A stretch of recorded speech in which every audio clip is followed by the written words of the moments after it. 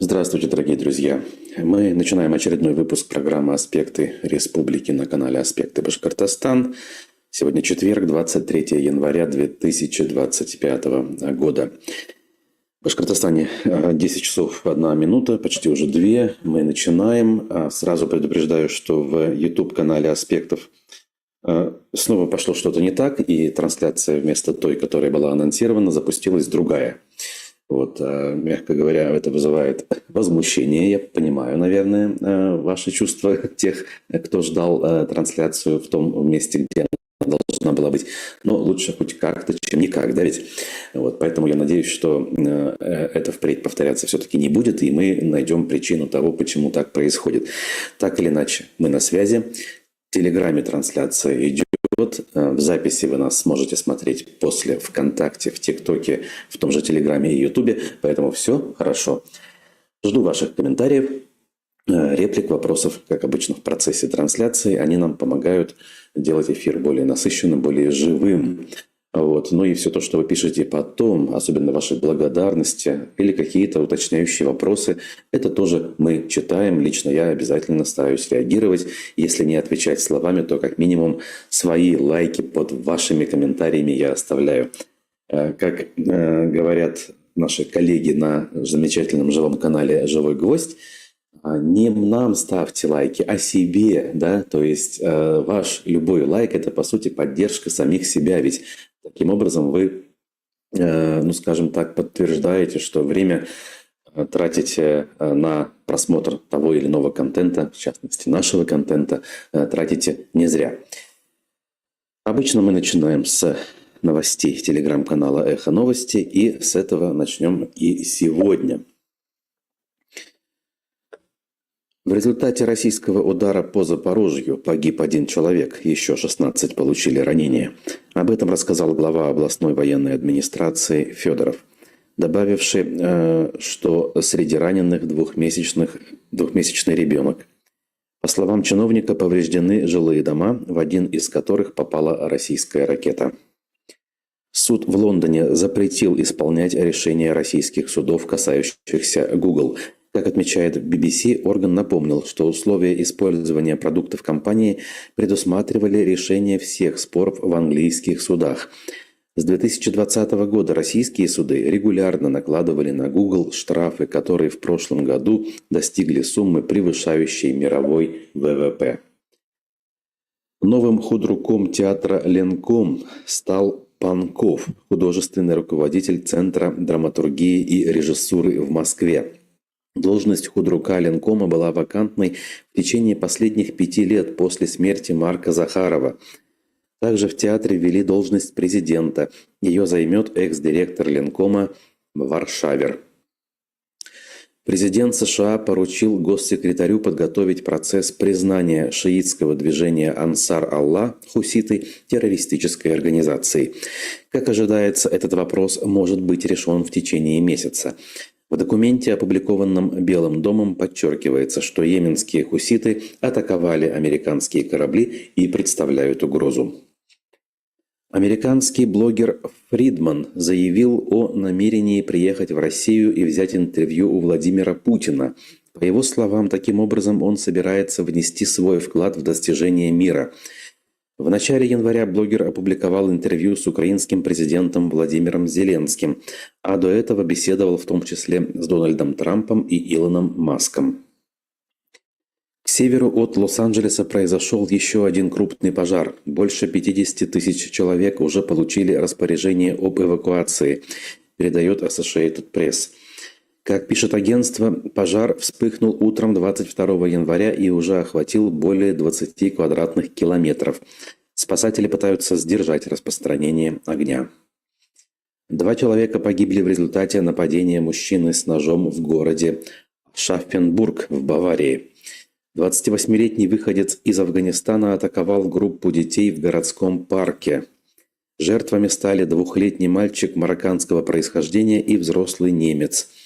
Ранения получили еще 3 человека. Нападавшего арестовали. По данным властей, ранее он проходил психиатрическое лечение.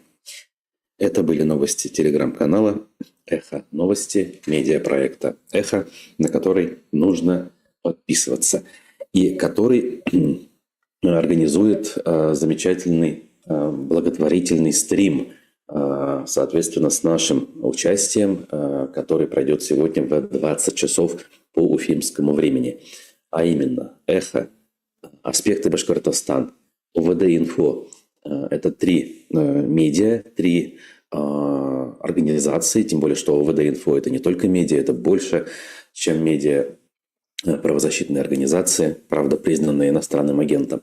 Так вот, мы вместе посвящаем этот стрим баймакскому делу, узникам баймакского дела, и будем призывать зрителей, подписчиков наших каналов и всех, кто посмотрит это мероприятие совершенно случайно, делать пожертвования в общий фонд поддержки узников Баймака. Деньги пойдут на оплату услуг юристов и адвокатов, которые защищают интересы баймакцев. Минимум 15 фигурантов баймакского дела, насколько мне известно, являются доверителями юристов, оплата труда которых, соответственно, требуется, и, соответственно, ее нужно каким-то образом поддерживать. В общем, подробности о том, как это дело проходит, какие есть там нюансы, с чего все начиналось, в конце концов. Обо всем об этом в этом стриме будут рассказывать наши гости. Я буду эту программу вести, ну и, соответственно, буду вас с нетерпением всех ждать в этом стриме. Ссылка на него уже есть в нашем канале. Хочется верить, что все пойдет по плану, а не так, как вот сейчас у нас происходит с утра, когда стрим почему-то начинается по другой ссылке. Очень прошу разобраться в этом вопросе нашу техническую службу, если опять-таки можно так ее назвать. Вот. Ну, а мы давайте перейдем к повестке Республики Башкортостан. Это, в общем-то, мы о ней уже говорим, да? Мы говорим о ней всякий раз, когда мы упоминаем Баймак и всех узников Баймака. Конечно же, это касается именно нашей республики. Спасибо тем, кто желает доброго утра и передает привет Башкортостану. В Башкортостане холодно, еще холоднее, чем вчера.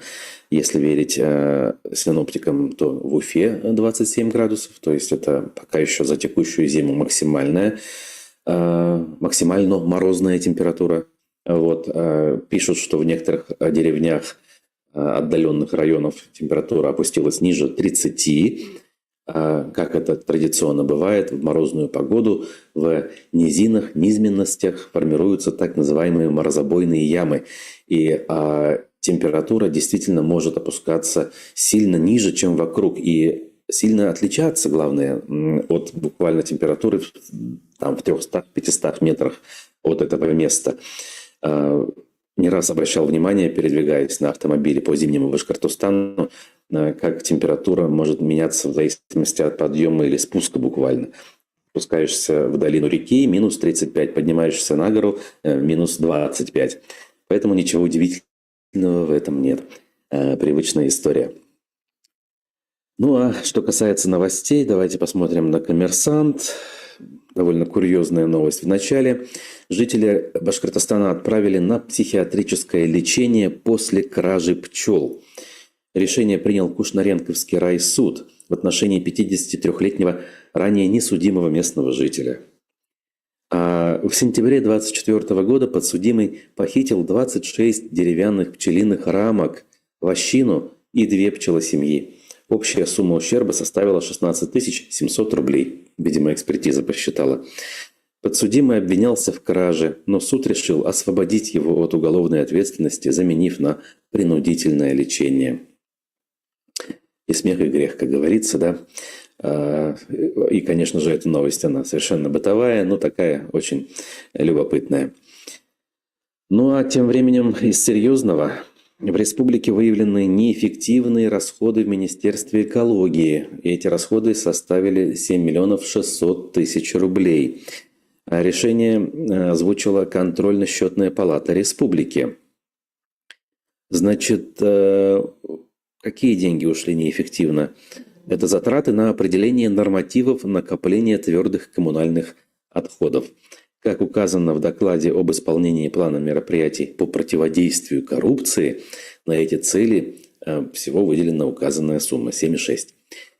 По данным контрольно-счетной палаты, в июле 2020 года, то есть так давно, министерство заключило контракт с Центром создания систем обращения с отходами для этого самого расчета.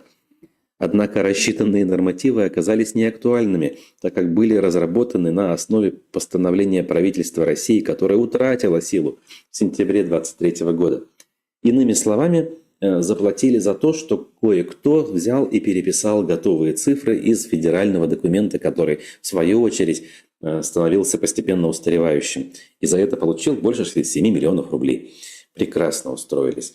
И это все, что они готовы сделать, если они доказали неэффективное расходование средств, то, наверное, стоит потребовать их возврата от тех чиновников, кто эти деньги неэффективно потратил, или как-то еще поступить. И выяснить, может быть, что они ушли по карманам аффилированных фирм и компаний, людей, приближенных к Министерству экологии, или все-таки это уже другое. Оставим эти вопросы без ответов, но я думаю, что для вас, опять же, предположения здесь довольно-таки очевидны. Так, отреагирую на ваш комментарий. Нетворк пишет любопытную вещь. Вчера говорил с другом. Не сказал бы, что он подвержен пропаганде, однако очень странное представление о жизни в Европе. Он думает, что тут везде исламские радикалы проводят митинги. Ну, хочешь не хочешь, не подвержен пропаганде, да, как говорится, местами подвержен. Дело в том, что та же пропаганда из-под воль демонстрирует же кадры, а кадрам люди склонны верить. То есть, да, пусть их показывает пропаганда, но это же кадры. А митинги бывают, мы же это знаем, они есть. И если раздувать из мухи слона и делать вид, что эти митинги проходят везде и непрерывно, то создается впечатление, что это так и есть. Вот. Но мы должны же признать, те, кто в Европе живут, что митинги действительно проводятся свободно. И что в порядке уведомления лишь организатор митинга должен оповестить власти. И никаких согласований нет. И поэтому действительно, я не знаю, исламские радикалы, исламские человеколюбы, христианские демократы, да кто угодно могут эти самые митинги проводить. И порой они идут буквально одновременно. Несколько митингов в одном районе города. Я, по крайней мере, здесь это случайно постоянно наблюдаю. И уже даже перестал интересоваться, кто митингует, почему митингует. Это вначале казалось в диковинку. О, митинг! А кто, интересно, это самое делает? Кто вышел?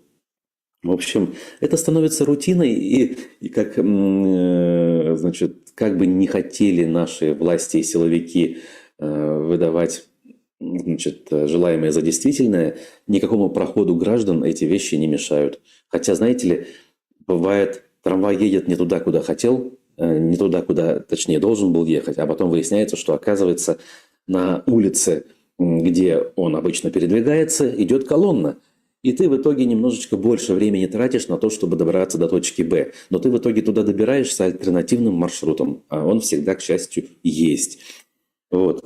Буквально вот когда, позавчера такая ситуация вновь была. Какой-то митинг, трамвай поехал не в ту сторону, Но в итоге вышел, дошел за 5 минут до точки цели. Вот.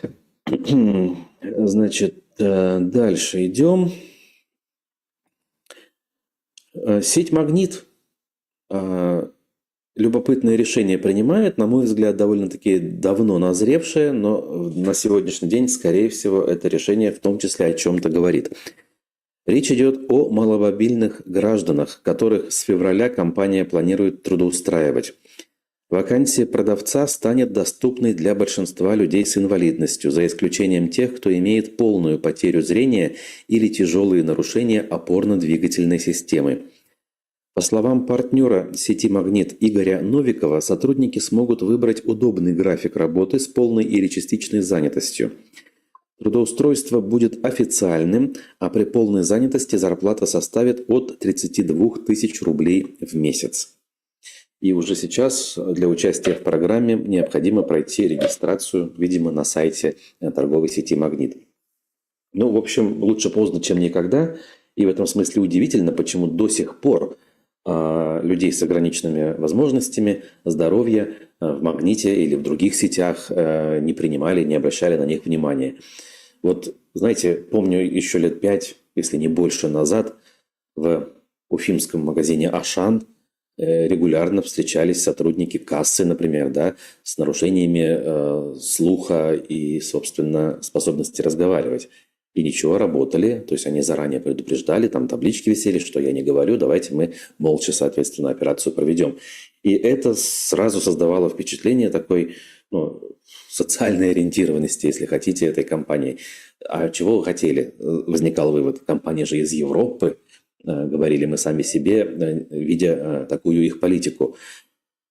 И вот доходят такие подобные решения до российского бизнеса, но что-то мне подсказывает, что речь не идет о желании следовать европейскому тренду. Сейчас это не модно. Скорее всего, речь идет о том, что очень серьезный дефицит кадров. Работать становится некому, людей не хватает все больше и больше. И вот они таким образом пытаются, убить двух зайцев. С одной стороны, проявить себя как социально ориентированная, такая человеколюбивая компания. С другой стороны, закрыть потребность в рабочих руках.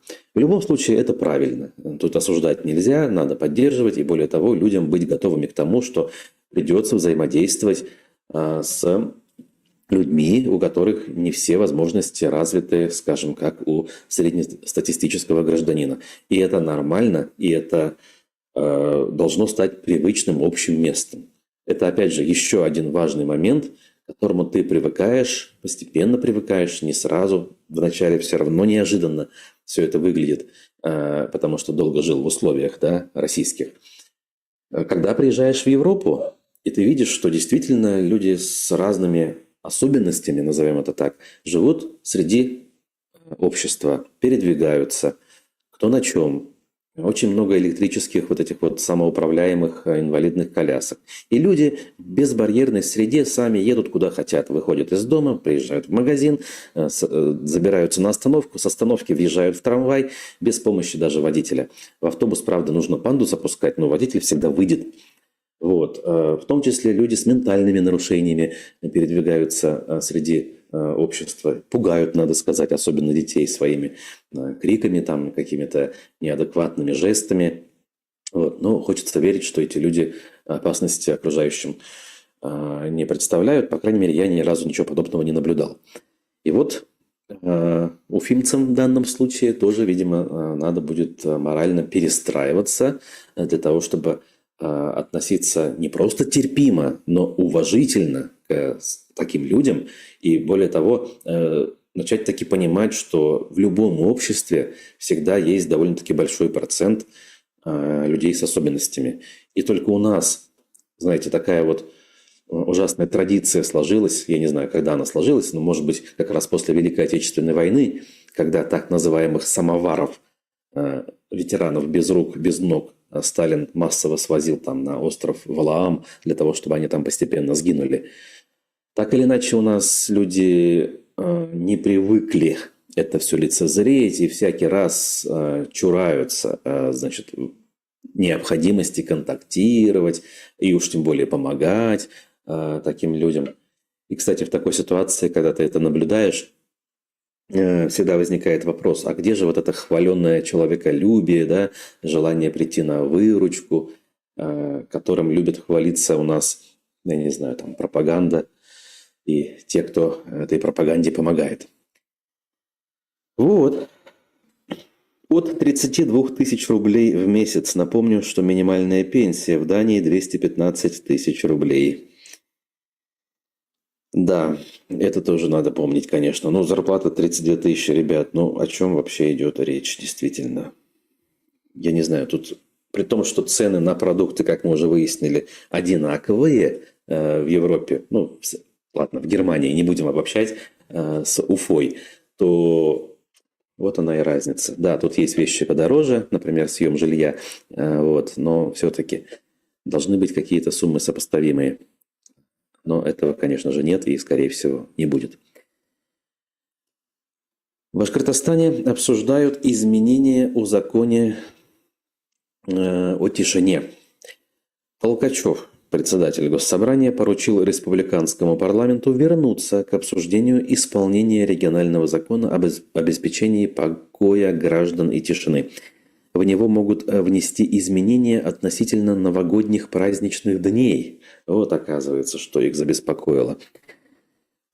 По действующему законодательству жители многоквартирных домов обязаны соблюдать тишину ночью с 23 до 7, в выходные до 9 часов утра, а также днем с 13 до 15.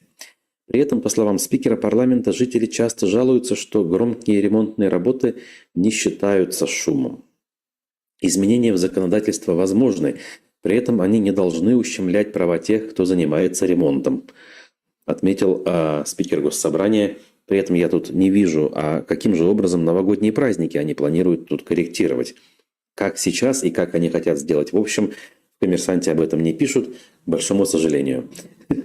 Может быть, хотят привести закон в соответствие с реалиями и изменить вот эти временные ограничения для новогодней ночи, в частности, не знаю.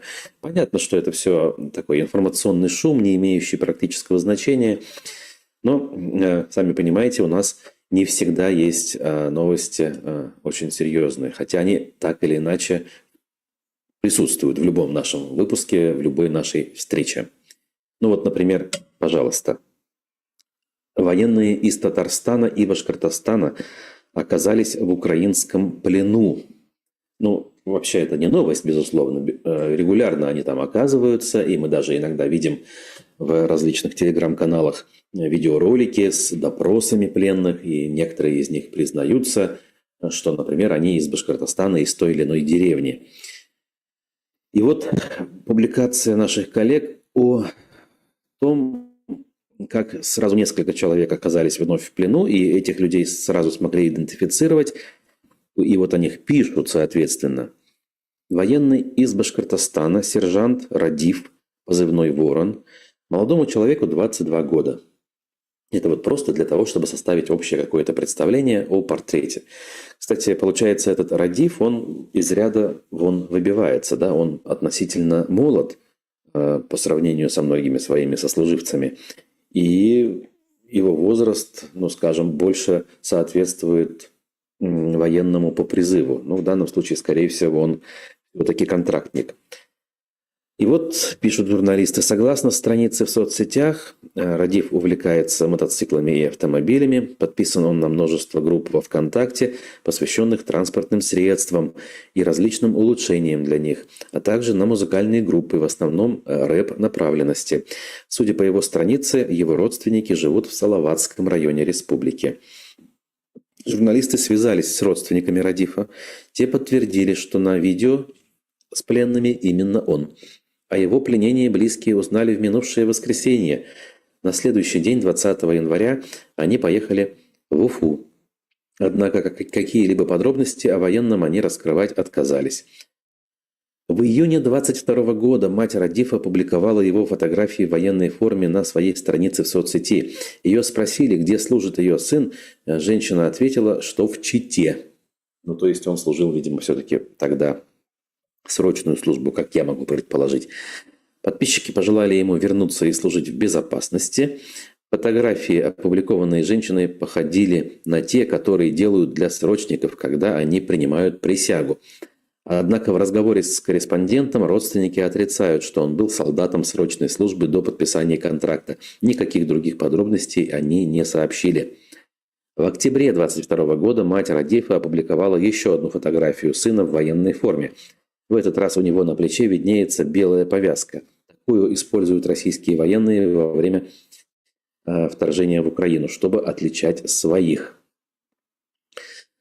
Значит, еще один идентифицированный военнопленный – 41-летний Евгений с позывным «Дикий» из Салавата.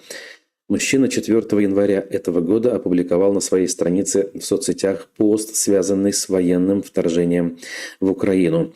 Это фотография стенда «Герои СВО». Есть такая профессия – Родину защищать. Среди военных есть и его собственная фотография – в военной форме, бронежилете и шлеме, а также с орденом мужества на груди. Ранее в 1924 году он опубликовал фотографию в военной форме и со своей семьей. С родственниками связаться не удалось. Все военные из 36-й бригады. Это, значит, отдельная гвардейская мотострелковая Лозовская краснознаменная бригада, тактическое соединение сухопутных войск в составе 29-й общевойсковой армии Восточного военного округа. Бригада принимает участие в боях за Угледар, в частности, принимала участие. Ну, опять же, ничего, наверное, нового, ничего особо удивительного, но надо помнить, что это все здесь и сейчас происходит, и многие воспринимают это не просто как вынужденную меру и вынужденно принимают участие в этом, а некоторые вполне себе всерьез оправдывают все это дело защитой Родины, ее интересов и ни много ни мало безопасности жизни и здоровья близких. Понятно, что это все не имеет ничего общего с реальностью, это совершенно искаженное представление о действительности, это огромный и всеобъемлющий преступный миф, который вдолблен в мозги наших соотечественников. Но этот миф живет и живет своей жизнью, и, надо признать, будет очень большой проблемой, даже если ситуация начнет стабилизироваться, будет большой проблемой этот миф из голов людей выдалбливать. Ну, мягко говоря, буквально хирургическим путем придется это делать. И это будет долгая и мучительная история. Так, значит,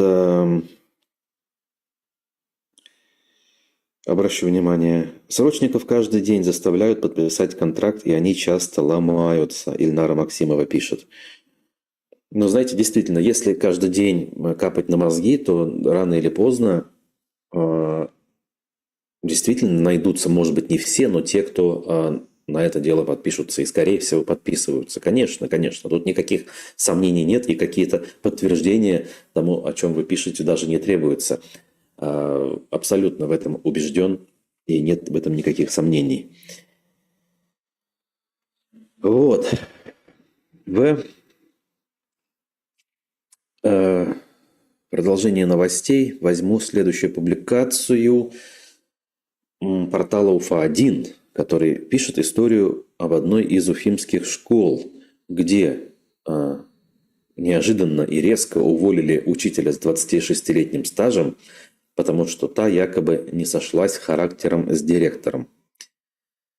Значит, родители уфимских школьников подняли волну негодования в соцсетях из-за увольнения классного руководителя второго класса. По словам родителей, их учителя вынудили уйти по собственному желанию. Сама преподаватель подтверждает это, но пока лишь ограничивается формулировкой «не сошлась характером с директором». Значит, история эта происходит в Черниковке, в лицее номер 48.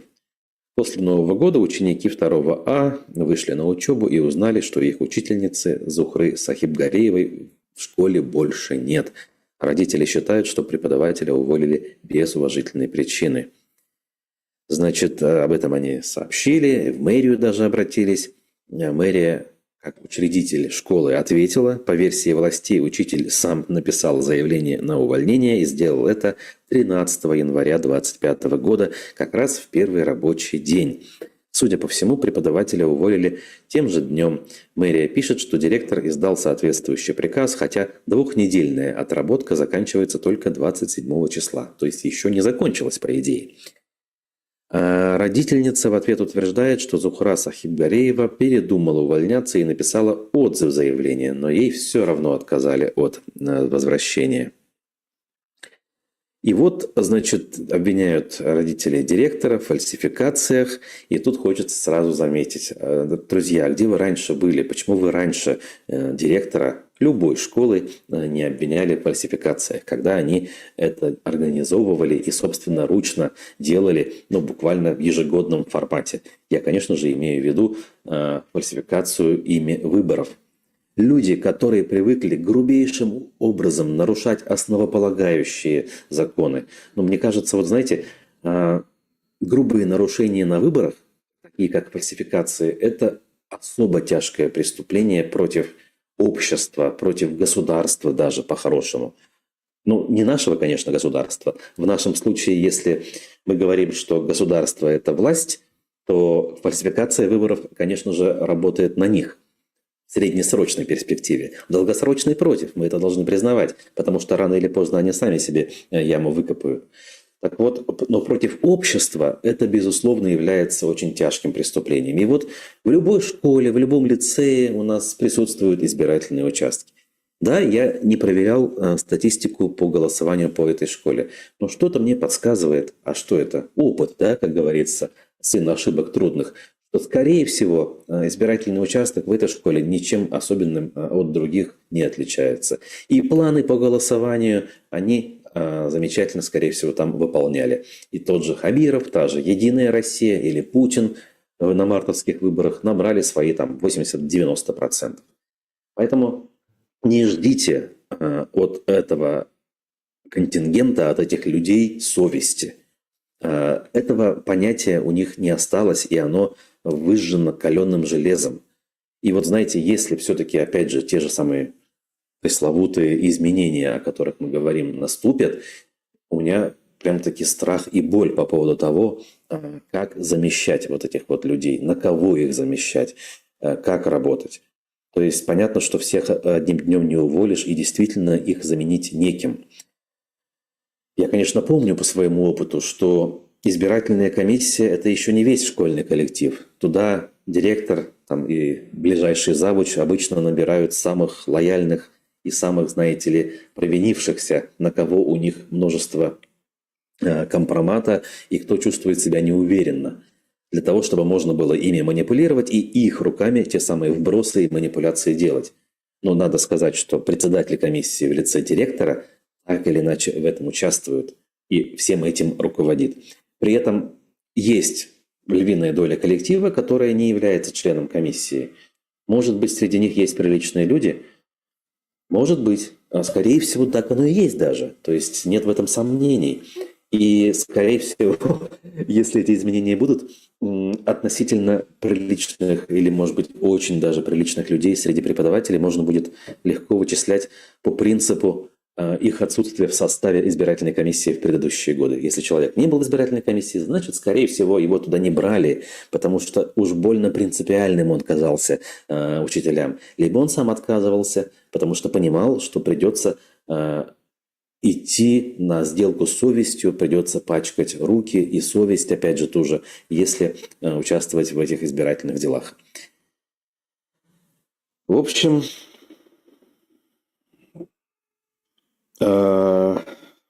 так, вижу тут ваши комментарии. Тут что-то примерно одно и то же у Марата. Угу.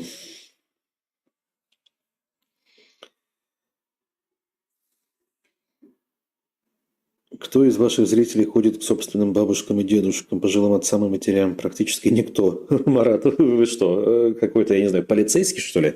Знаете каждого из подписчиков и в курсе, кто куда ходит? Это совершенно бредовые, ни на чем не основанные заявления. Все-таки попрошу оставить при себе.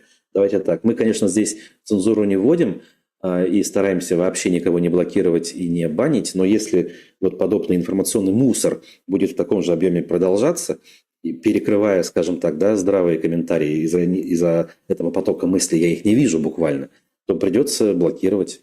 Как бы, извините, я предупредил. Потому что безосновательное обвинение в адрес целой группы людей, никого из которых вы не знаете лично, но это, мягко говоря, несерьезно. А это вообще признак неадекватности по-хорошему. Как можно обвинять всех зрителей и подписчиков канала, которых вы не знаете на 99,9%?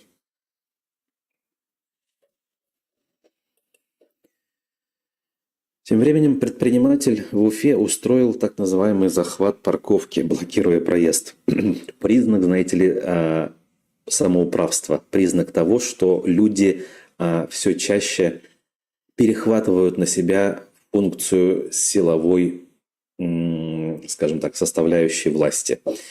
Говорит ли это о чем-то глобальном? Наверное, пока нет, но, опять же, посмотреть любопытно. Давайте, о чем речь? Уфимка рассказала о проблеме с присваиванием парковочных мест возле дома 38 на Цветочной улице. По ее словам, местный коммерсант захватил около 5 соток муниципальной земли, оградил участок бетонными блоками и не дает другим пользоваться участком. В здании, судя по картам, находится производственный склад. Кроме того, женщину, как и других местных жителей, смутило, что на том месте также идет продажа сигарет сомнительного качества от неизвестных брендов. Тех, кто паркуется рядом, он кладет им бумажки, чтобы убрали автомобиль из-за работы эвакуатора. Уже больше года, но из них только 4 месяца мы пытаемся найти управу на предпринимателя. В администрации пояснили каналу ЮТВ, что по адресу выезжали специалисты управления земельных и имущественных отношений. По их словам, территория западной стороны действительно является собственностью, а действия предпринимателя подпадают под статью самоуправства. В декабре прошлого года протоколы были направлены в Уфимский отдел полиции номер 2. В них сообщается о планируемом демонтаже или сносе всех ограничителей парковочных мест. Однако, по словам местных жителей, оставлять свои автомобили они не могут до сих пор. Отметим также, что теперь самому предпринимателю грозит крупный штраф или обязательные работы. Вот так вот, ни много ни мало.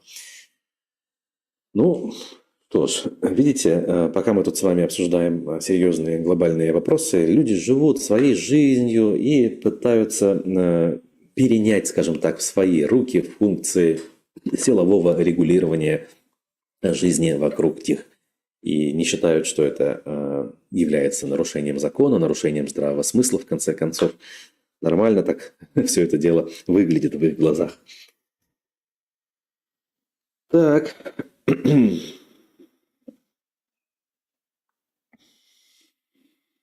Клара Целкина пишет. Доброе утро, Руслан и земляки. Всем мира и добра. Верю, что морок падет, и все виновные будут наказаны. Да, хотелось бы. При том, что лично я, конечно, никакой кровожадности не испытываю к так называемым виновным, особенно рядовым, да, то есть, вот если дискутировать на тему того, каким же образом должны произойти изменения, нужно, конечно же, учитывать ошибки, которые были допущены в начале 90-х. Действительно, определенные категории граждан, может быть, не поголовно, а пофамильно, все-таки должны будут быть лишены возможности, как минимум, какое-то время занимать определенные должности и позиции, для того, чтобы система не самовоспроизводилась и не самовозрождалась, как это, к сожалению, произошло в нашей истории в последние 35 лет. То есть в условиях, когда особенно в силовой ветви, да, сохранились те же принципы работы и взаимодействия, в конце концов, тогда, когда у этой системы возникли жизненные ресурсы, деньги, в частности, да, и возможность влиять, они очень быстро заняли освободившуюся, так сказать, нишу и в итоге заполонили с собой буквально все пространство, всю атмосферу и всю жизнь вокруг людей. И в конце концов вот мы пришли к тому, к чему пришли. Далее. Ради Хабиров анонсировал открытие в республике еще 18 кадровых центров. Давайте попытаемся понять, о чем идет речь. Значит, еще 18 обновленных кадровых центров откроются в текущем году. В 2024 году в числе 12 регионов страны в Башкортостане запустили вторую волну комплексной модернизации центров занятости населения. Вот о чем речь. Значит, работу они начали, оказывается, еще в 2019 году в рамках некого нацпроекта «Демография». Тогда у нас появились первые кадровые центры работы России, которые очень сильно отличались от привычных центров занятости. Короче говоря, речь о ремонте, скажем так, а может быть и даже реконструкции центров занятости населения.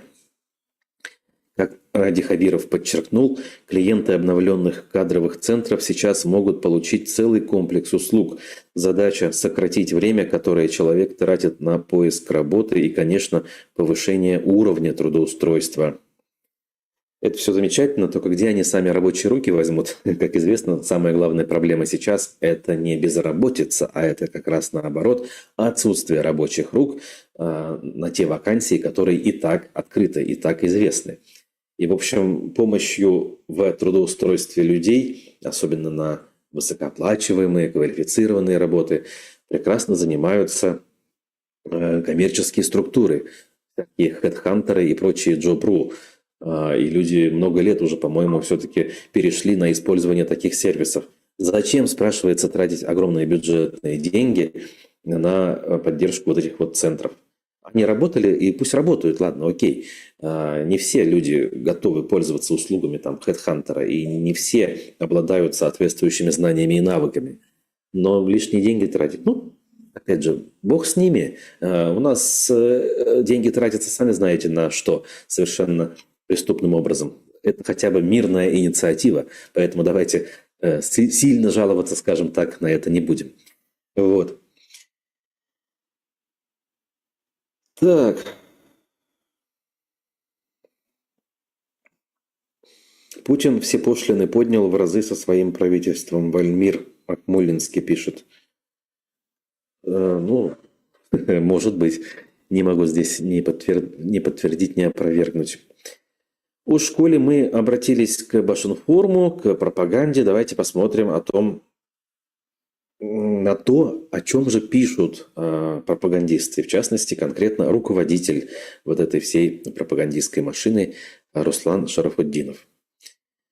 Как вчера в одном из эфиров на эту тему говорил замечательный журналист и иностранный агент Алексей Венедиктов, в прошлом многолетний главный редактор «Эхо Москвы», когда вы говорите про пропагандистов и журналистов, пожалуйста, их не путайте, потому что это разные профессии. Разные профессии. Вроде бы в одном поле, в информационном работают эти люди, но в принципе работают совершенно по-разному. Другие алгоритмы, другие нормы и правила. Я здесь с ним совершенно согласен. И он даже привел пример от того, как, оказывается, когда-то Владимир Соловьев приходил трудоустраиваться на «Эхо Москвы». Представляете? Но Венедиктов, как вот сейчас говорит, я уж не знаю, сочиняет или так оно и есть. Я, говорит, тогда еще почувствовал, что в сути этого человека немножко другое. То есть в нем внутри не журналист сидит, а пропагандист, а это другая профессия.